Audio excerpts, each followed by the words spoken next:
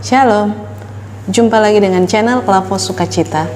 Saat ini saya akan membagikan bagian firman Tuhan. Dan karena itu sebelum kita membaca, mendengar, dan merenungkan firman, mari kita berdoa. Bapa di sorga, saatnya bagi kami untuk membaca, mendengar, dan merenungkan firman, mengawali seluruh aktivitas dan rutinitas kami di hari yang baru. Karena itu kami mohon tuntunan kuasa Roh Kudus atas kami sekalian, baik hamba yang menyampaikan firman dan pemirsa channel Klavos Sukacita di mana saja berada, supaya firman itu benar tersingkap bagi kami, untuk kami memahami kehendak Tuhan dan melakukannya dalam seluruh hidup kami. Demi Yesus Kristus, firman yang hidup, kami berdoa. Amin. Firman Tuhan bagi kita terambil di dalam kitab Injil Yohanes. Injil Yohanes pasal 6 ayat 50 sampai ayatnya yang ke-51. Demikian firman Tuhan, inilah roti yang turun dari sorga. Barang siapa makan daripadanya, ia tidak akan mati. Akulah roti hidup yang telah turun dari sorga. Jikalau seorang makan dari roti ini, ia akan hidup selama-lamanya. Dan roti yang kuberikan itu ialah dagingku yang akan kuberikan untuk hidup dunia. Demikian firman Tuhan. Dikatakan berbahagia adalah kita semua yang telah membaca, mendengar, merenungkan, dan melakukan firman. Dari bacaan kita, Injil Yohanes pasal 6 ayat 50 sampai 51 ini diberikan tema Yesus adalah roti hidup. Yesus adalah roti hidup. Pemirsa channel Klavos Sukacita yang diberkati Tuhan, Rasul Yohanes menulis kitab Injil Yohanes ini untuk menyampaikan kepada seluruh pembaca di mana saja berada bahwa Yesus Kristus adalah juru selamat kehidupan manusia.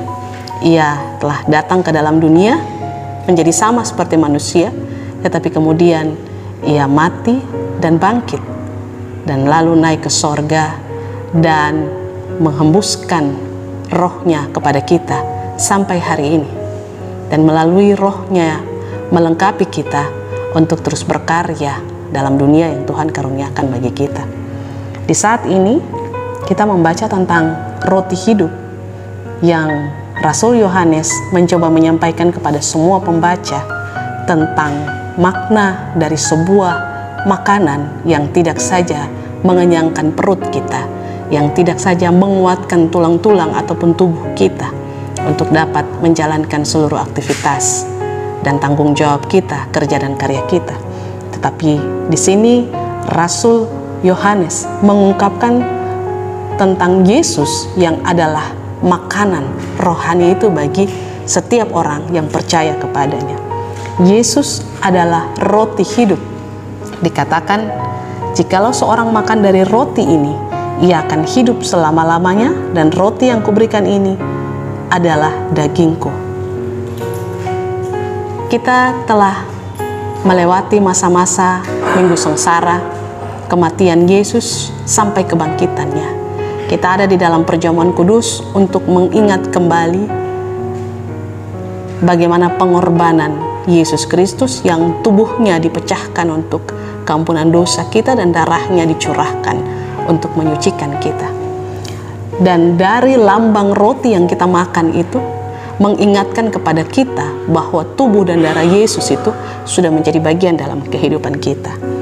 Oleh karena itu, kita harus meyakini dan sungguh percaya bahwa Yesus itu adalah roti hidup itu sendiri.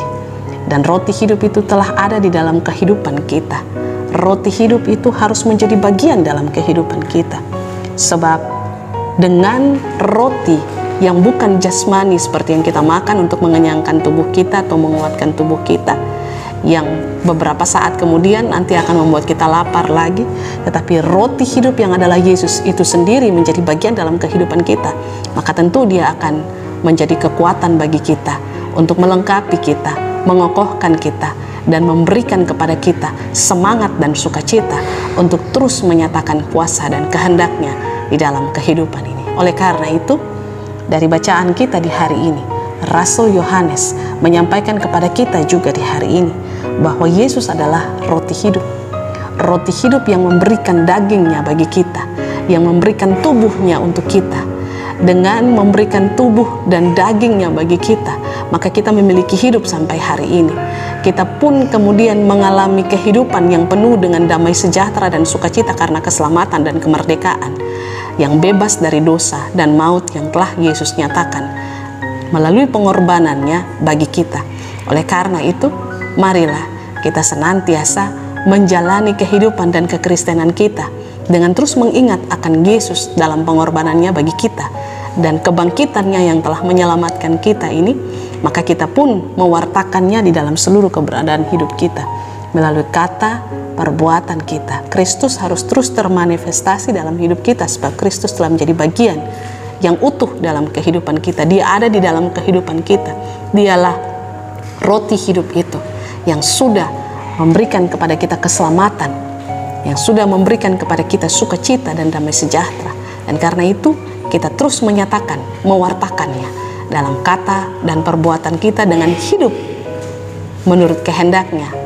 Buah roh menjadi bagian dalam hidup kita, yakni kasih, sukacita, damai sejahtera, kebaikan, kemurahan, kelemah lembutan, penguasaan diri, dan kerendahan hati adalah menjadi bagian dalam hidup kita yang terus kita nyatakan lewat seluruh kerja dan karya kita. Tuhan memberkati kita dengan firman-Nya. Amin. Mari berdoa. Terima kasih Tuhan, Engkau adalah Juru Selamat hidup kami, yang memimpin dan menuntun, menjaga dan mengawal kami.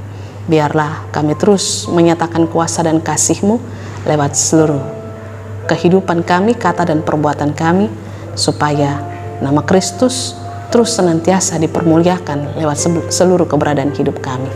Jaga dan kawal kami menjalani hari-hari ini Tuhan, sebab kami tak dapat berjalan sendiri tanpa Engkau menolong dan menuntun, baik akal budi, perkataan, perbuatan, dan langkah kami.